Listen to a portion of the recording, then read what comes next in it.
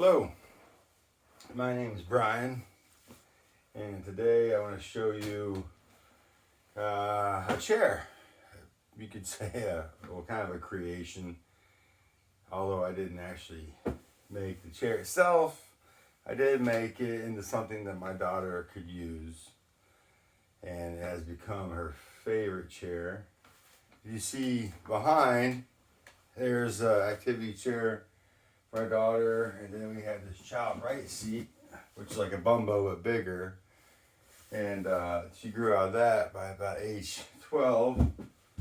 But this is what she finds herself in the most. This is what she's always reaching for, and it really is something I'm proud of having made. So I'll talk about it a little bit. What I had was I had a jump seat in my 40/20/40 Ford F-150 1996 Eddie Bauer edition. And I took out this jump seat, put another one in, thinking it was going to close right, and it stopped working pretty quickly. But anyway, so I had this extra chair, and so I just kind of tossed it in the garage for a while, and it was sitting on these 4 studs on the ground. And so after a while, like, well, let me go ahead and put some wood under it so I don't have these studs on the ground. And, whether I put it in the yard or something, if I want to push into the ground, I have to pull it out and then I have dirt everywhere. So I put the wood on the bottom across it, and then these wheels were actually smaller. These are more like, I think, 4.5 inch wheels. I think I had 3 to begin with. But you feel every bump, so the bigger the wheels, the better. So I put one across this way, one across this way. Centered it on the studs, and I ended up using 2x6s, which I'm very glad I used 2x6s. I happen to have some laying around. I'm really big on reusing what I have. If I would use 2x4s, it'd have been too small. And so this wood is the width of the chair itself. And there's 3 pieces I have here. I have one, going over the studs, and then I put another one actually into.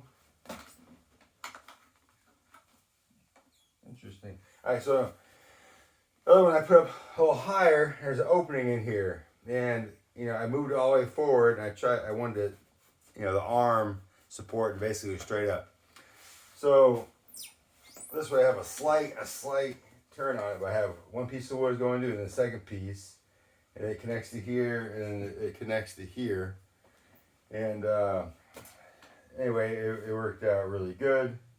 But 3 pieces of 2x6, 3 2x6s, all the same width, which is the width of this, and then this one here, it extends almost 2 inches beyond the sides, and I was like, I don't really know about that. I'm gonna cut down a little bit more.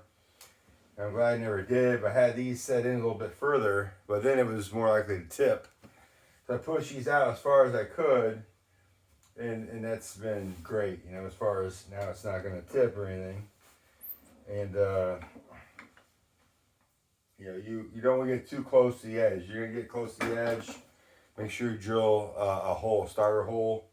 And, usually you're just using regular bolts, thick, kind of, big bolts. Or big screws, I should say, for something you use for your hasp out on your fence or something like this. Big screws. All right, so that was the first thing I did. I put it up. I put it on wood, and then we didn't have any arms. It was easy to sit in. It was like, okay, this is nice. Everybody loved it. It was just all of us sat in it. Anybody said it, and then I was like, one day I was like, let me put my daughter in here. And then, so I put her in there, and of course she said good in it, but she's got no support side to side, so I put some arms on there. And then originally, you can see how it was 2x4s, and I actually cut away, I had them switched opposite, so it would cut in a little bit.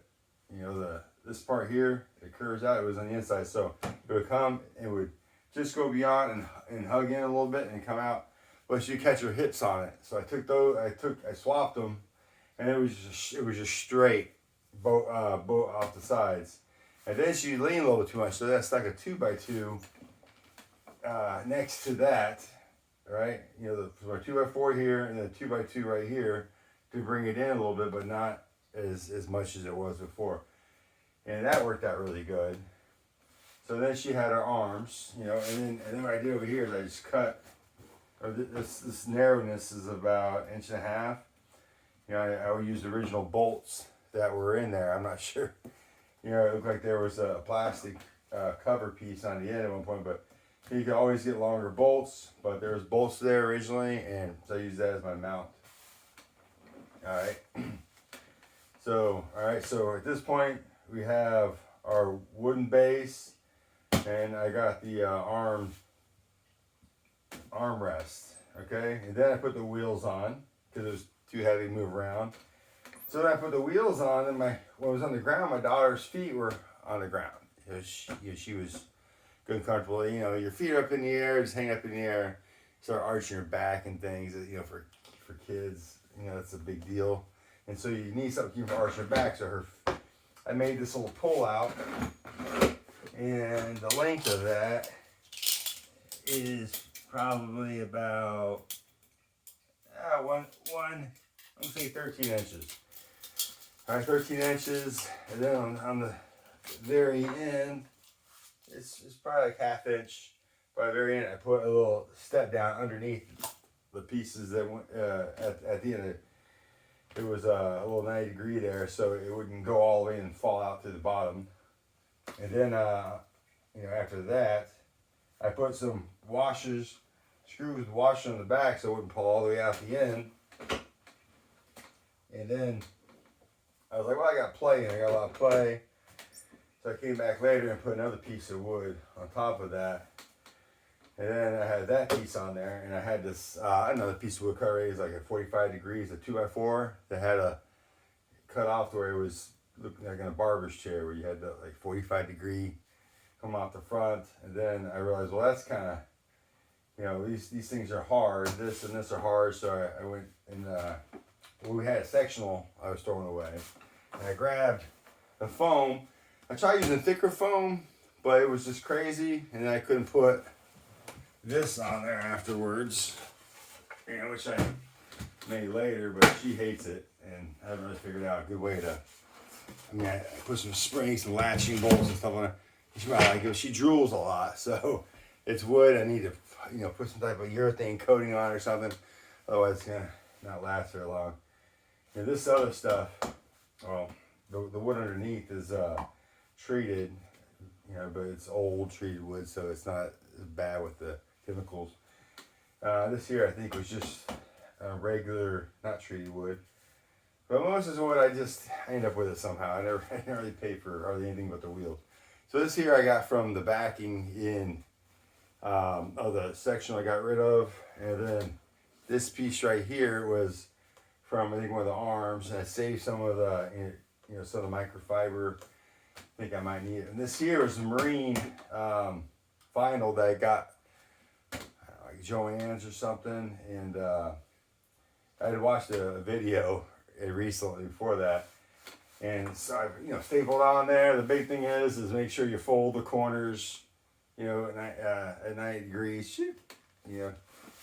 And I stapled it, and you know, it looks okay. If you look underneath, it doesn't look so great. And then the mother-in-law told me later, "Oh, you gotta do it. You're doing it wrong." So then I did on this one. It looks better, which is actually more important because this one is you can't really do that right way on this as you can in this. So on here, before I put this piece of wood, I had folded back, stapled it, and then fold the microfiber over the staple so you couldn't see it, and then tucked it underneath. Staple underneath. So anyway, I like the way it turned out. So these wheels, you know, this allows my daughter's feet to be up, supported, and you know, I can move it in to get out of the way if I can move it around, but usually I keep it out. And then this little rope I got here in case I want to pull her around, and then you know, when I'm done doing that, then I just kind of, you know, I probably would get a fancy looking color rope at like Lowe's or Home Depot or something, but then at the end, and the back doesn't look all that attractive. But I took the